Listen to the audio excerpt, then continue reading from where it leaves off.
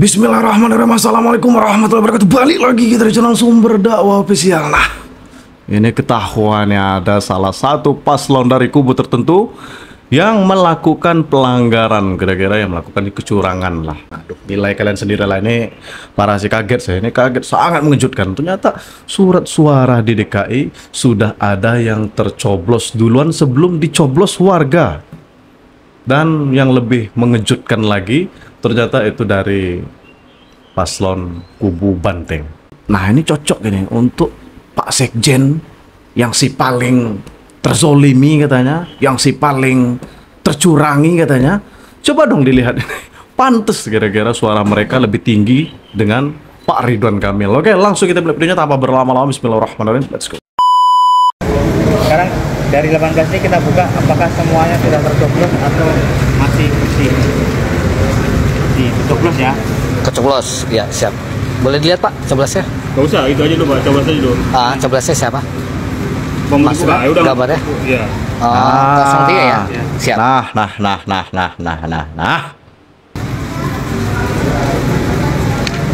03 lagi ya? Cukup 3 aja berarti sudah terwakilkan kan? Atau semuanya aja? Semuanya aja ya? Oh siap. Karena kan bisa jadi belum semua. Oh ya siap. Oke, Pak Sekjen tolong lihat ini Pak Sekjen, banyak sekali ini. Ya 03 lagi. Ini baru satu TPS, belum TPS yang lain. Ya betul. Ya. 03 lagi. 03 lagi. Ya betul. Ya 03 lagi. 03. Iya betul. 03 lagi. Ya 03 lagi. Penentuan PDI Perjuangan 5 tahun ke depan. Kalau hari ini 27 November 2024 kita tidak bisa memenangkan pemilihan wali kota, gubernur, maka siap-siaplah menderita 5 tahun kita akan selesai. Itu silahkan pilih. Mau menderita 5 tahun? Mau menderita 5 tahun? Mau menderita 5 tahun? Setan gede, setan bandel, setan gombal, setan semua yang namanya setan. Jangan ganggu, jangan suka mengganggu. Pergilah kau setan, jangan ganggu. Ini kaum 9%. Lebih parah lagi.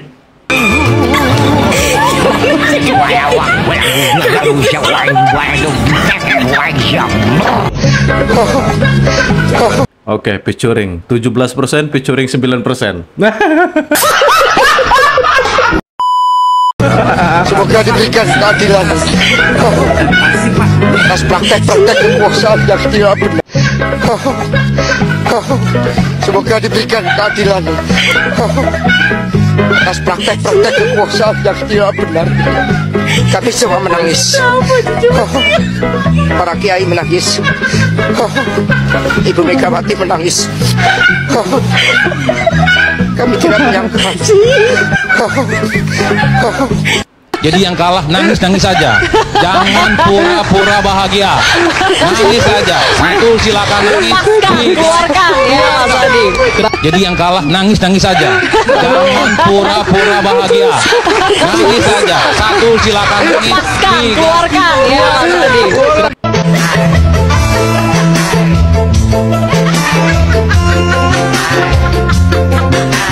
Parah. Ini Pak Sekjen, mungkin tim Anda kalah, tim suksesnya macam ini mungkin.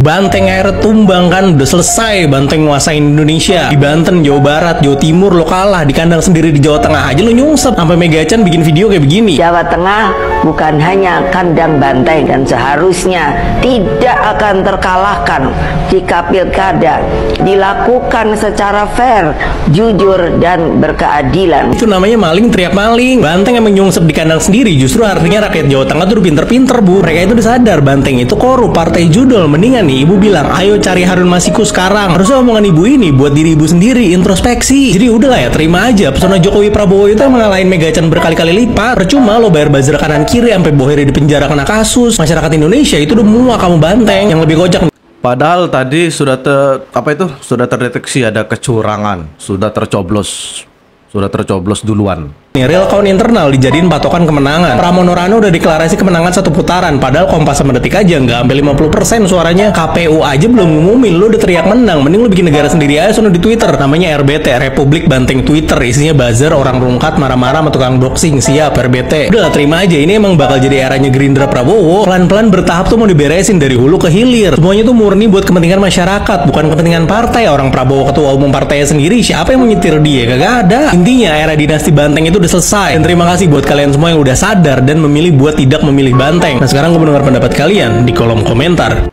Banten, Jawa Tengah, Jawa Timur, Sumatera Utara. Nice ya sih. Ini yang saya dapat daripada apa yang disampaikan oleh Bu Megawati Soekarno Putri di dalam videonya tadi sebagai ketumnya PD Perjuangan. Beliau bicara. Jadi apa yang beliau sampaikan tuh yang saya tangkap kayak gini. Daerah-daerah di mana Banteng mengalami kekalahan atau istilahnya Banteng has been slayed, Banteng ditumbangkan, Banteng jadiin sate, Banteng dirica-rica, itu adalah daerah-daerah yang di mana terjadi kecurangan yang TSM, terstruktur, sistematis, dan masif yang dibantu juga oleh PNS, ASN, TNI, Polri. Oke.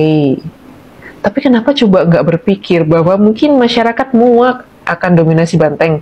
Kenapa nggak coba berpikir bahwa masyarakat takut memilih calon-calon daripada Banteng karena tahu mereka adalah petugas partai yang nurut sama Bu Ketum? Kenapa nggak coba pikir ke sana? Kenapa cuma nyalahin ada kecurangan? Dan lagi lucunya nih ya, kenapa sih kalau bilang ada kecurangan cuma di daerah-daerah yang kalah doang? Di daerah yang menang nggak ada kecurangan emangnya? Kalau berpikirnya cherry pick banget, logical fallacy banget, padahal Ketum loh. Tapi kalau kita bicara masalah kecurangan, kita ngambil di mana Banteng has been slayed brutally di Jawa Tengah. Ini nyata ya, bahwa kemarin di FYP mah juga beredar, ada yang bagi-bagi gas melon, ada yang bagi-bagi sembako dengan gambar atau lambang daripada Banteng atau Pak Andika. Pak Andika Perkasa itu kan calonnya Banteng, bukan calonnya Kim. Kecurangannya di mana dong jadinya dari Kimnya? Nggak tahu. Intinya gini deh, kalau memang udah kalah, ya kalau memang ada kecurangan, buktiin aja. Nanti gugat di MK lagi. Ya nggak tahu kalau kalah menangnya, kan lihat dari bukti yang ada. Kalau memang bisa membuktikan, pasti dikabulkan. Lagian kalau mau bikin drama, kurang Pak Hasto, Bu. Kurang mateng kalau nggak ada Pak Hasto. Kurang tangisan Pak Hasto. Rakyat yang saya temui di Jawa Tengah mengatakan Pak Jokowi wis ora jawani. Alah, toh Hasto kakek ngomong Pak Jokowi orang jawani. Sopo sing ngomong? Ku sing ngomong wong sing ra seneng. Ya toh, saiki buktine Jawa Tengah. Banteng jadi sate. Iya, hasilnya Banteng piye Banteng? Kuasa kakek ngomong toh Hasto. Ki mumpung udan ya. Cowolopne banyu udan kapok ngomongan. Banteng. Sate Banteng, sate Banteng. Pilkada serentak Rabu Pon 27 November 2024. Rabu Pon adalah weton atau hari lahir Pak Jokowi menurut penanggalan Jawa. Dan kemarin pada saat hari kelahirannya, Pak Jokowi yang saat ini non-partai telah membuktikan diri sebagai sosok dengan kekuatan melebihi partai politik apapun yang ada di Indonesia. Dan patut digarisbawahi, Pak Jokowi adalah tokoh, adalah sosok yang didukung dan dicintai oleh 80% rakyat Indonesia. Ya, kemarin ya, tahun ini ya, bukan hanya kemarin, tahun ini Pak Jokowi telah mengukir sejarah dengan menumbangkan kekuatan serta arogansi Banteng. Ya, tidak hanya di kandang sendiri, tapi juga di kantong-kantong potensialnya. Ya, kita lihat kemarin pada saat Pilpres, Pak Jokowi berhasil merontokkan Banteng yang menjadikan Banteng berada di posisi buncit 16% saja. Dan kemarin di Pilkada tambah diluluh lantakkan. Ya, kata Mas Bambang Pacul, jangan melawan orang baik, mati lu, ya kan? Terima kasih Pak Jokowi. Saya hanya ingin mengatakan PDIP tanpa Pak Jokowi, aduh, kasihan deh. Saya minta izin secara khusus kepada Bapak Presiden, dan Presiden memberikan izin. Bahkan beliau yang kemudian mendorong saya untuk maju, beliau mengatakan, Mas maju aja. Nah, itu di garis bawahi. Ada restu Pak Jokowi di balik majunya Pak Pranomo Anung. Tuh. Nggak banyak orang yang bisa mendapatkan seperti itu. Itu percakapan saya yang pertama. Besoknya saya datang lagi pagi-pagi. Bapak serius, saya boleh izin maju, silahkan maju aja. Jadi saya maju betul-betul. Awalnya terus terang Pak Ketua dan seluruh jajaran KPUD nggak ada keinginan sama sekali, dan saya membayangkan aja juga enggak. Tetapi sekali lagi, saya kalau ditugaskan saya akan fight, dan saya sudah berjanji apa yang menjadi tantangan Bapak Jokowi kepada saya untuk turun 12 titik sehari, saya bilang baik Pak, saya akan fight untuk titik 12 dan mungkin lebih dari. Saya ucapkan terima kasih kepada KPU, Bawaslu, para petugas PPS. Pilkada serentak hari ini berjalan dengan baik dan lancar.